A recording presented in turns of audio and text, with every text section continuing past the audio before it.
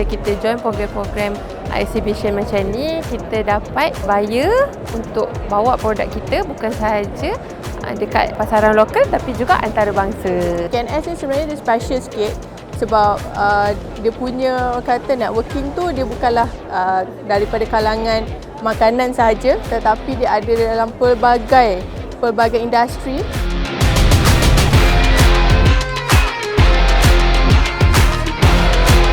Kita dapat banyak feedback dan juga daripada pertanyaan mostly daripada warga Selangor lah. Jadi kita nak menaikkan usahawan yang ada di Selangor ni supaya lebih dikenali dan lebih banyak bagi manfaat kepada rakyat Selangor terutamanya lah. Networking sama kita dan juga dengan pegawai juga lebih okey lah dan dapat menambahkan kita punya kenalan yang lebih luas. It gives us the opportunity to put our product out there, put our brand out there, and have PKNS guide us with the buyers that they have allocated for us to help us as a startup SME grow into something bigger with whoever they introduce to us, pitching our products to them, getting the product out there, the name out there helps us grow as well. So and for that, PKNS is to thank.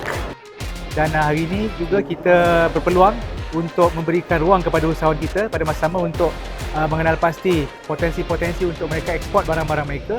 Dan kita lihat daripada produk yang ditawarkan sangat-sangat pelbagai dan ini merupakan salah satu diversity yang ditonjolkan oleh PKNS kepada usahawan-usahawan yang terlibat dan kita harap mereka ini terus berkembang maju dan mudah-mudahan akan menunjukkan prestasi yang baik dan seterusnya berpeluang untuk mengeksport produk-produk mereka ke pasaran yang lebih tinggi lagi.